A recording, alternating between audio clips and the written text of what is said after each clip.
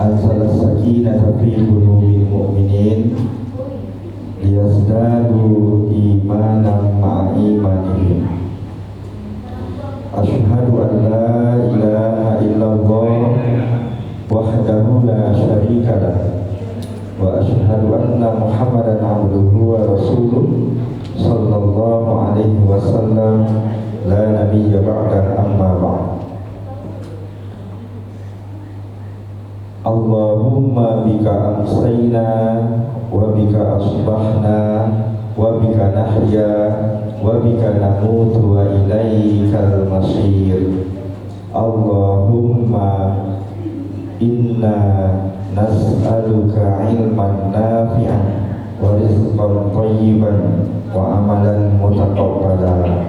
Rabbi shrah li sadri wa yassir li amri wahlul 'uqdatam min lisani yafqahu qawli. Allahumma alhimni rusdi wa a'idhni min syarri nafsi. Yang saya hormati pengurus Masjid Darul Mukminin Tabir Bandar Gadang, Komplek Bayamas, Nanggalo, beserta jajarannya, seterusnya kepada bapak-bapak, ibu-ibu, kaum muslimin dan muslimat sidang jemaah maghrib yang dimuliakan Allah. Puji dan syukur marilah kita persembahkan kehadirat Allah Subhanahu wa taala yang telah memberikan rahmat, nikmat serta taufik dan hidayahnya kepada kita bersama sehingga kita dapat melangkahkan kaki, mengayunkan tangan menuju ke masjid yang kita cintai ini dalam rangka melaksanakan suatu kewajiban dan kebutuhan kita kepada Allah, yakni melaksanakan ibadah sholat maghrib secara berjamaah.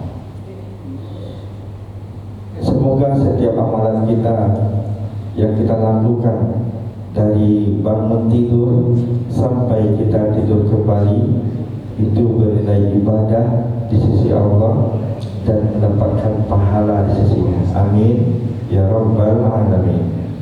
Selanjutnya salawat dan salam marilah kita kirimkan kepada seorang proklamator Islam, yakni Nabi Muhammad sallallahu alaihi wasallam. Allahumma sholli ala Muhammad wa ala ali Muhammad. Bapak-bapak, ibu-ibu, kaum muslimin dan muslimat sidang jemaah maghrib rahimakumullah. Mungkin baru pertama kali aku kasih Pak. Sebelumnya tahun 2006 balik, kalau tidak salah aku musola Pak. Ayo Pak, musola. Kenapa tahun 2006 balik itu Bu? Tahun 2006 balik bulan Agustus istri saya melahirkan di rumah bidan sebelahnya Bu Bidan Intriani. Ketika itu tanggal 6 balik 5 balik Agustus Pak, dalam keadaan malam, lampu mati, hari hujan, jam 2 malam Pak. Masya Allah tuh jam 2 balik jam 2 kok baik kasih nanya tanyakan turun. Ketika itu anak ambo yang kedua Pak, yang kedua 2006 balik,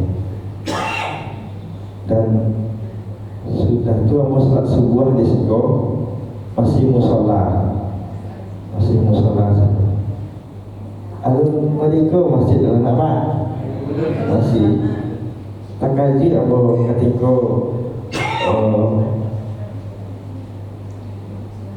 Kakanda Denny tadi menelpon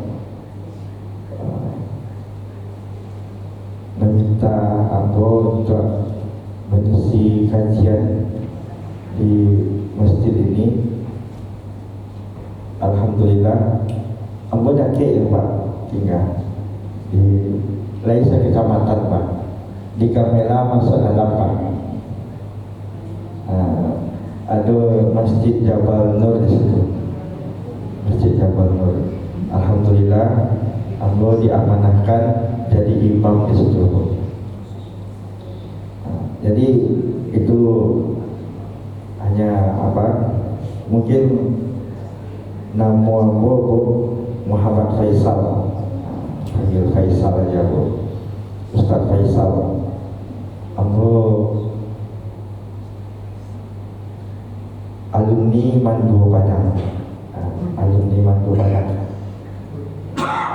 Kemudian kuliah di IAIN Imam Bonjol Padang 2005, tamat 2010, 4,5 tahun. Kemudian 2011 melanjutkan pendidikan di Stayastis, ambil gelar SPDI.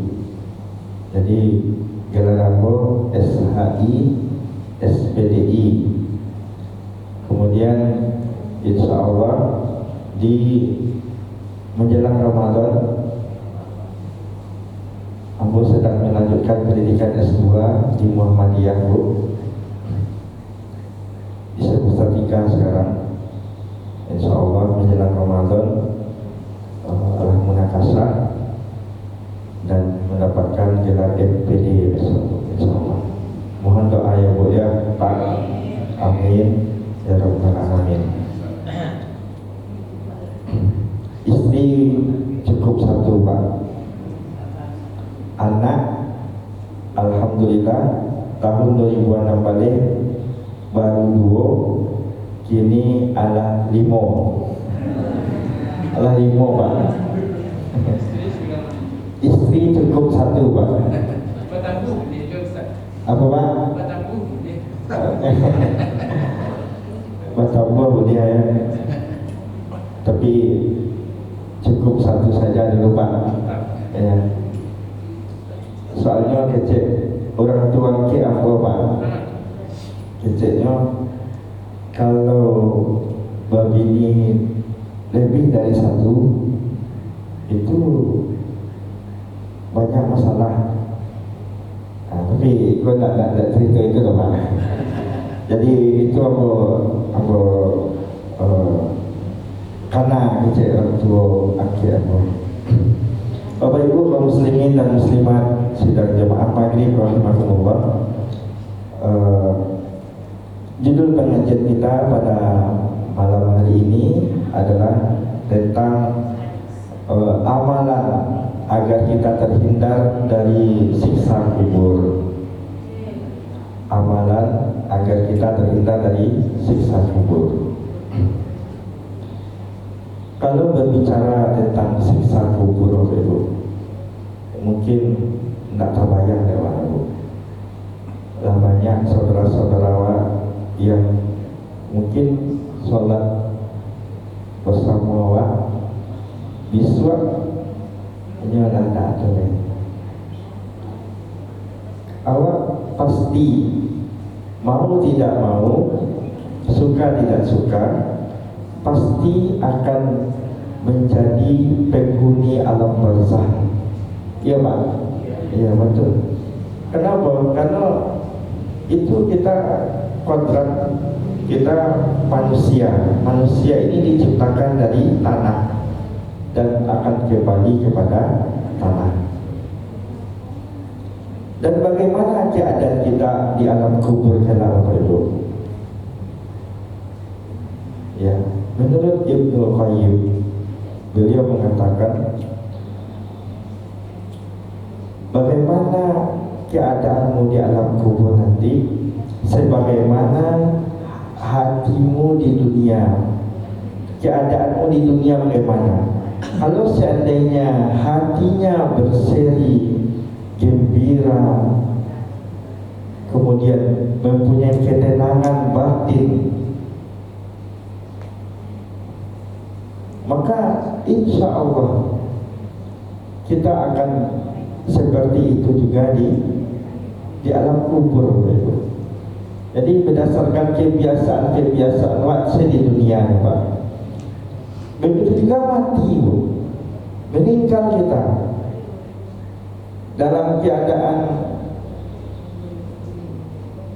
apa kita di dunia,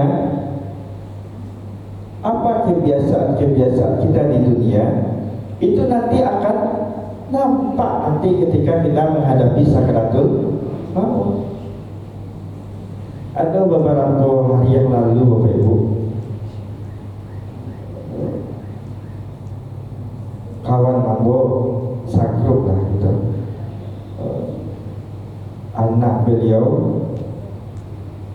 baru sudah makan tagusi, Pak, baru sudah makan beliau anaknya kok bekerja di tempat penitipan anak. Ini cari CCTV tadi, Pak, tadi baru sudah makan anak, kemudian duduk atas sandal. Aku sadar, Allah Akbar. Nah, itu Pak. Padahal baru sudah makan, Pak. Baru sudah makan siang jam 1, baru sudah sholat, malah mudah dia menghadapi kematian. Ada juga orang yang menghadapi kematian itu dengan sangat payah. Kenapa? Karena kebiasaannya. Jadi kita di dunia berdasarkan kebiasaan di dunia itu akan terbawa nanti ke akhirat, ke alam kubur. Jadi oleh karena itu, Bapak Ibu, ada 5 amalan agar kita terhindar dari siksa kubur. Apa itu yang 5 itu, Bapak Ibu? Yang pertama adalah menjaga sholat. Menjaga sholat 5 waktu. Menjaga sholat ini, Bapak Ibu, kalau seandainya kita tidak terbiasa akan terasa berat. Apalagi kita melaksanakan sholat subuh. Di sholat subuh ini, Bapak Ibu, sholat yang pahalanya sangat luar biasa, disaksikan oleh para malaikat. Awak dari rumah, Bapak Ibu, menuju ke masjid, itu awaklah dikawal di mereka, disaksikan oleh para malaikat, dikawal, Bapak Ibu, beribu-ribu malaikat, Masya Allah. Jadi orang yang melaksanakan ibadah sholat ini, Bapak Ibu, nampak dari wajahnya, nampak dari wajah orang yang sholat, wajah orang yang tidak sholat, nampak. Ketika itu aku bertanya sama salah seorang anak murid aku, Pak, anak murid aku mengajar di SDIT, Pak, SDIT Padang Islamic School. Nah, ini di Kalawi, Kampung Lalang. Dan ada juga di SD Adabiyah aku mengajar juga. Jadi ketika aku bertanya sama anak, siapa yang tidak sholat subuh? Siapa yang sholat subuh? Sebagian menunjuk ini. Benar kamu antum sholat subuh? Entah Ustaz, tertidur. Nampak dari wajah. Jadi orang yang sholat, orang yang selalu menjaga sholat akan nampak dari wajahnya. Dan kalau kita, dan sholat juga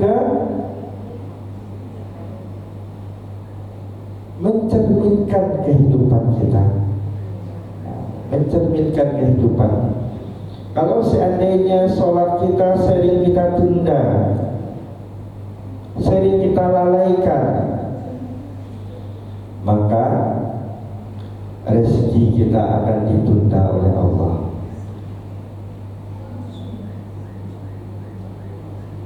Jodoh awak ditunda oleh Allah, keturunan awak ditunda oleh Allah, kemapanan hidup awak ditunda oleh Allah. Kenapa Bapak Ibu? Karena sholat sering ditunda. Tunggulah sebentar lah, tanggung lah di rumah sana sholat. Padahal tadi awak sedang di tampek kerajo, hayya 'alas shalah. Allah memanggil sebenarnya Bapak Ibu. Kalau seandainya orang yang beriman, yang betul-betul beriman, betul-betul beriman dia kepada Allah, dipenuhi panggilan.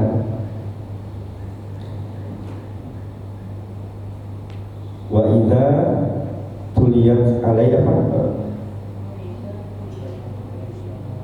innamal mu'minuna alladzina idza dzukirallahu wajilat qulubuhum. Sesungguhnya orang yang beriman itu adalah apabila disebut nama Allah bergetar hatinya. Bergetar. Ambo saya Bapak Ibu dipanggil di kepala sekolah Ustaz Faisal. Ambo salah di rumah dulu. Ustaz Faisal bisa datang ke sekolah ini, terkajut, ada salah apa? Padahal memanggil saja Pak, bergetar hati Pak. Nah, itu orang yang beriman. Apalagi Allah memanggil Bu. Hayya 'alal falah, marilah menuju kemenangan. Jadi orang yang sholat ini adalah orang yang menang. Menang di dunia, menang di akhirat. Jadi oleh karena itu kita jaga sholat kita, jaga sholat 5 waktu sehari semalam. Jadi kalau Bapak Ibu mencari minantu, Bapak Ibu, cari di masjid, sholat subuhnya, tambahan jadian minantu. Kalau ada anak-anak muda-muda yang tak mau menikah, carilah pasangan yang rajin sholat. Kalau tidak Bapak Ibu, sholat selai barani yang tinggal, apalagi anak awak Ustaz, ya Pak, ya. Untuk mendapatkan anak yang soleh ini, Bu, anak yang soleh solehah itu bukan semudah yang kita bayangkan. Itu berawal dari mencari jodoh, mencari pasangan, Pak.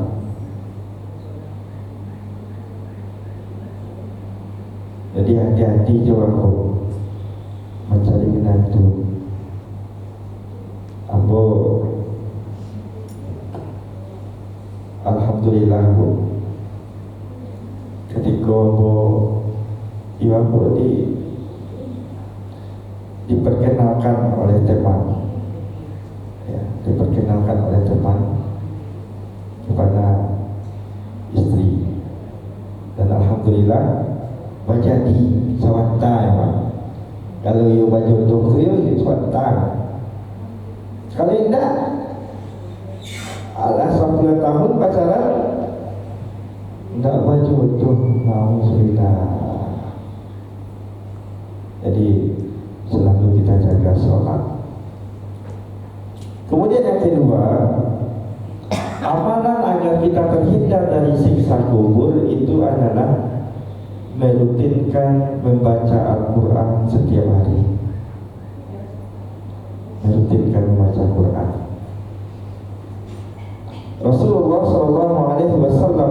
bersabda, "Iqra'ul Qur'an fa innahu ya'ti yaumal qiyamah syafi'an li ashabi." Bacalah Al-Quran oleh kalian, sesungguhnya Al-Quran itu akan datang pada hari kiamat kelak, memberikan syafaat, memberikan pertolongan kepada orang-orang yang rajin membacanya. Jadi ketika awak di alam kubur itu Bapak Ibu, ketika awak lagi masuk kalian lahat, lah dikubur Bapak Ibu, maka akan datang cahaya Al-Quran yang akan menerangi kubur kita. Dan kita bertanya, siapa engkau? Saya adalah Al-Quran yang kamu baca setiap hari, setiap saat, dan saya akan memberikan pertolongan, saya akan membela kamu nanti pada hari kiamat kelak. Masya Allah. Jadi kalau seandainya awak membaca Al-Quran hanya sekali setahun atau belum takana, maka Al-Quran tidak akan datang, Pak. Walaupun awak perkenalkanlah diri awak, Al-Quran, Ambo Faisal, Ambo membaca Al-Quran dulu waktu bulan Ramadan, one day one juice. Kemudian Al-Quran itu menjawab, Faisal lah, Faisal banyak, lupa ingat lah, lupa je. Jadi oleh karena itu kita baca Al-Quran setiap hari agar hati kita menjadi tenang. Kita umpamakan Bapak Ibu, ada salah seorang warga kita yang pindah keluar daerah.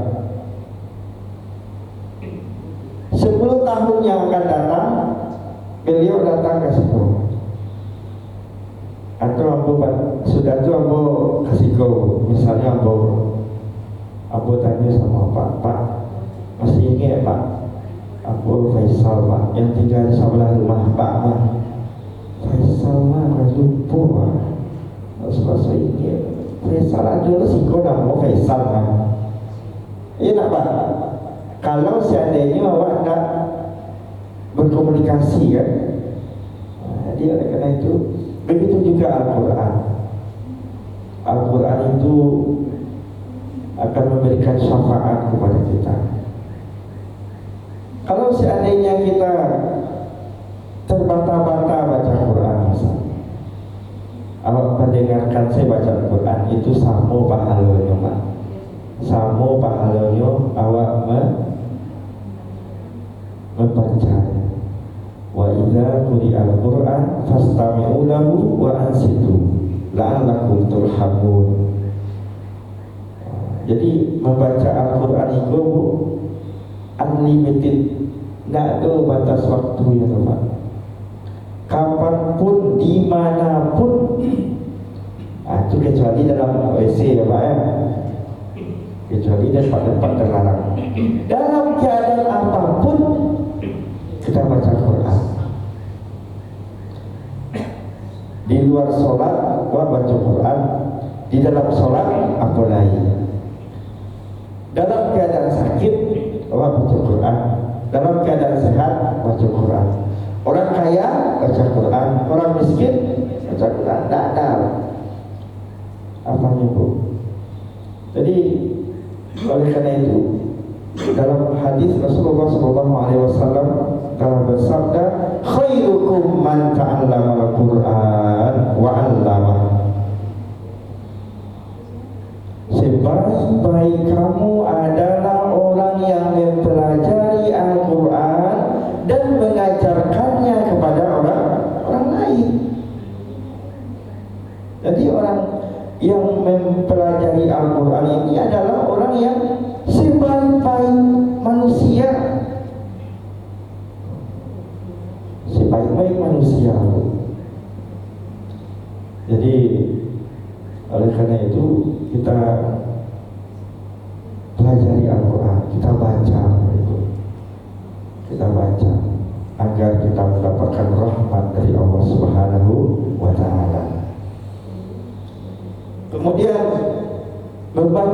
Al-Quran juga ternyata membaca Al-Quran ini dapat terhindar dari kepikunan, terhindar dari kelupaan yang membuat kita cerdas. Membaca Al-Quran di dua waktu ini, Bu, setelah sholat subuh dan setelah sholat maghrib, itu dapat mencerdaskan otak sampai 80%. Kenapa? Karena di kedua waktu itu adalah pergantian antara siang dan malam. Otak kita menjadi fresh. Otak kita menjadi fresh. Penglihatan wa ditajamkan oleh Allah, diterangkan oleh Allah. Pendengaran wa dijaringkan oleh Allah. Ucapan wa dilancarkan oleh Allah. Jadi ada Bapak Ibu, guru aku umur 86 tahun membaca Quran nak pakai kacamata, Pak. Aku tanya, Pak, baca ya Pak Quran kau? Aja beliau, nah ini besar, batu. 46 tahun mau apa? Masih jali baca Quran. Iya. Alhamdulillah. Itu apa ubah itu, Pak? Baca Quran setiap selesai sholat subuh dan setiap selesai sholat maghrib, maka kita akan terhindar dari kepikunan. Jadi orang yang sering pelupa itu jarang yang baca Quran, dipastikan. Orang yang sering, mohon maaf Bu, mohon maaf, orang yang sering pikun di hari tuanya, mohon maaf, itu jarang yang baca Quran. Kenapa? Karena Al-Qurannya bila takana saja baca, bila takana saja baca.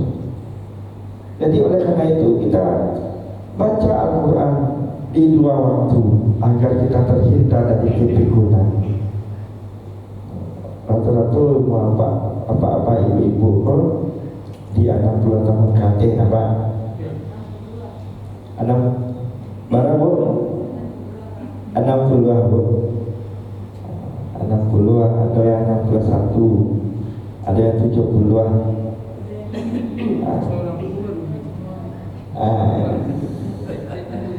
Ya, jadi ketika anak-anak abu sudah baca Quran, menghafal, membaca sih, capek.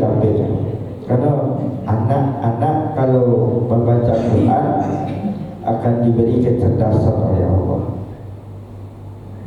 Orang yang cerdas itu adalah orang yang rajin baca Quran.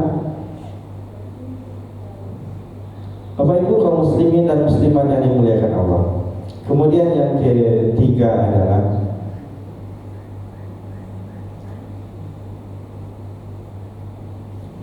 adalah membiasakan menyempurnakan wudu. Berwudu bukan saja ketika mau sholat, Bapak Ibu, bukan saja ketika mau baca Quran, bukan saja ketika mau tidur, akan tetapi Rasulullah SAW menganjurkan kepada kita agar senantiasa memperbaharui wudu. Berwudu apabila disempurnakan dengan syahadat asyhadu an la ilaha illallah wa asyhadu anna muhammadar rasulullah, maka 8 pintu surga, silahkan pintu mana yang kamu mau masuki. Masya Allah, hanya berwudu Bu, tidak sampai 2 menit loh, ganjarannya adalah surga. dan jadikanlah wudu itu sebagai kebutuhanmu. Ketika setelah buang angin, ambil wudu. Setelah buang air kecil, ambil wudu. Setelah buang air besar, ambil wudu. Maka akan terpelihara kita dari wudu. Dari wudu.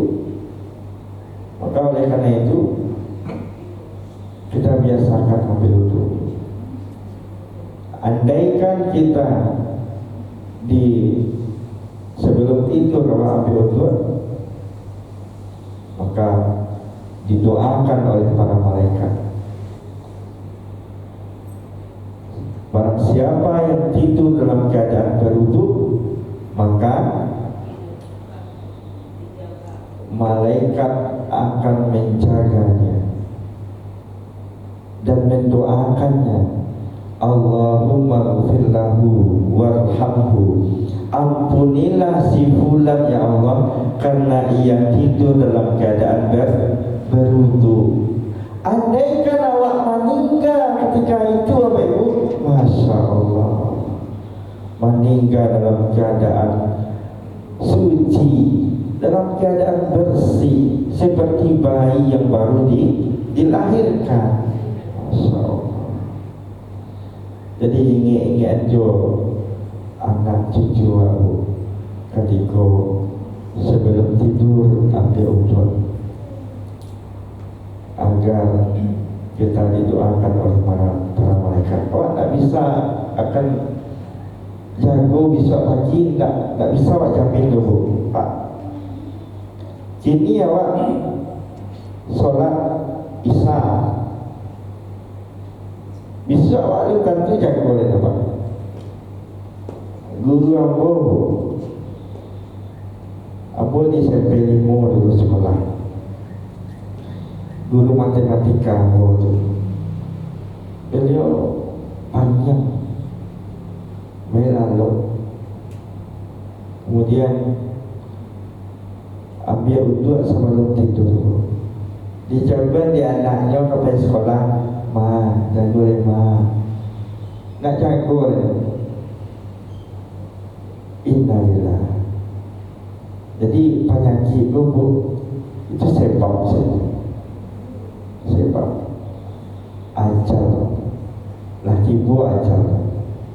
Jadi tak bisa awak sesali. Kalau seandainya tak bayinya kesukaan, nak kamu diikut kayaknya tu, nak kamu langgar kayaknya tu. Kalau awak cakap model itu bu, itu berarti awak tak percaya dengan takdir. Dia mengalu nyobai tu deh. Kalau tak bayi tu tak meninggal, tak kau terlantak, tak kau melanggar kayaknya tu. Jadi Bapak Ibu, peristiwa Bapak Ibu, ini ketika gempa 2009 yang lalu, ada seorang anak yang digama tu, kemudian beliau anakku dalam keadaan sakit Pak, damam, ya pasu ya diamal baiklah les nak marah putih les kau banyak sebulan kau, baiklah ya Pak. Kemudian terjadilah kampung. Ada jadi anak sakit, tapi itu tak kerana apa, itulah ajal. Menyasar yang orang tua, dia mangan dia suruh anak dan bayi kuat. Itulah ajal, itu takdir.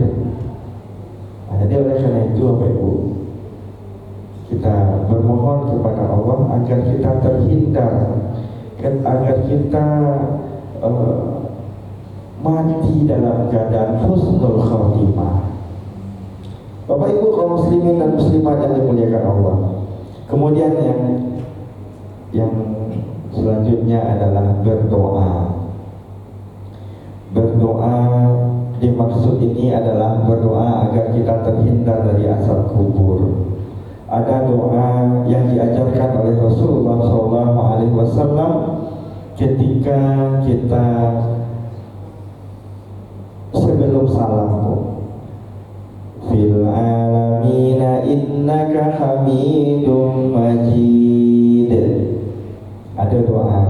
ada 4 doa. Apa doanya Ibu? Allahumma inni a'udzubika min adzabi jahannam. Ya Allah, aku berlindung kepadamu dari siksa api neraka. Wa a'udzubika min adzabil qabri wa min adzabil qabri, dan siksa kubur. Wa min fitnatil mahya wal mamat, dan cobaan ketika hidup dan mati. Wa min syarri fitnatil masiihid dajjal, dari fitnah dajjal. Jadi oleh karena itu Bapak Ibu, ada 4 doa perlindungan. Jadi ketika imam membaca fil alamina innaka hamidum majid, bacalah doa. Kadang ambo di tempat ambo imam Masjid Jabal Nur di ba'ala Faisal labo mana tahiyatnya membaca doa Pak. Apa doanya Faisal? Apa doanya? Baca Pak. Ya, ada doa agar kita terhindar dari azab kubur, dari api neraka, dari cobaan hidup dan mati, kemudian dari fitnah dajjal. Jadi oleh karena itu Bapak Ibu, semoga amalan yang kita sebutkan tadi Bapak Ibu dapat kita bermanfaat bagi kita. Dan sebelum kita tutup, ada yang mau ditanyakan Bu? Pak? Ada Bu? Pak. Iya Pak. Tentang sholat tadi Pak. Aduh, setengah orang imam membaca doa kunut. Iya. Yang si makmun setengahnya enggak manfaat. Sedangkan itu sholat itu by imam. Iya. Jadi bukan makmun kok enggak mengikuti imam gitu. Nah, jadi kalau seandainya ada kunut, istimewa kunut Pak. Ya. Di tempat aku pernah dulu Pak jadi imam di masjid yang sampai kunutnya. Mohon maaf, aku sampai ini Pak, lah hafal doa kunut itu tak sampai ya. Mohon maaf. Jadi ketika itu aku mohon kepada pengurus masjid, mohon maaf Pak, aku walaupun aku berceramah, aku mencoba menghafal doa kunut. Waktu ketik aku hafal aku waktu ketik. Ketika nak diulang-ulang, lupa. Jadi ketika itu boleh kita kunut. Kalau seandainya imam kunut, makmum membaca. Karena kita mengikuti imam Pak. Imam itu harus diikuti. Jadi ada sebagian orang Bapak Ibu mengatakan bahwa kunut itu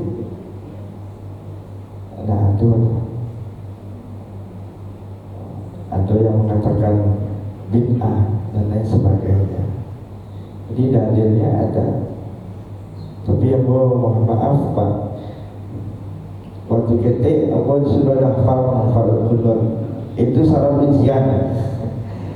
Karena nak diulang-ulang lupa. Jadi itu Pak. Jadi makmum yang tidak mengikuti imam itu banyak gitu Pak. Makmum yang tidak mengikuti imam, ya selagi dia dalam barisan sholat berjamaah, nggak masalah Pak. Itu menurut keyakinan masalah. Apakah Pak yakin dia kunut atau tidak, itu kembalikan kepada pribadinya masing-masing. Jamaah lain lah mana doa ini enggak, itu ada juga sebagian Pak. Jadi itu tidak perlu dipermasalahkan Pak. Yang wak permasalahkan ini wak aku, orang yang tak sholat kau yang wak permasalahkan. Orang yang tak sholat sama sekali kau wak permasalahkan. Kadang yang hal-hal yang ganjil itu dipermasalahkan. Contohnya pakai jilbab dalam, oh tanya kok aliran aku. Yang dipermasalahkan itu orang yang membuka aurat, memperlihatkan auratnya di depan lawan jenisnya. Itu yang wak permasalahkan, bukan orang yang berjilbab dalam. Mana orang yang berjilbab dalam yang bermasalahkan, kau aliran dalam, kau aliran ikut, Alhamdulillah. Jadi oleh karena itu Bapak Ibu, kita bermohon kepada Allah dan buatlah satu amalan saja Bapak Ibu. Dari sekian kita jelaskan tadi, satu amalan saja kita amalkan dan kita istiqomahkan dalam kehidupan kita sehari-hari sampai akhir hayat, dan amalan inilah yang akan kita banggakan nanti di akhirat untuk menuju surganya Allah Subhanahu wa taala. Jadi amalan apa tadi Bu? Yang pertama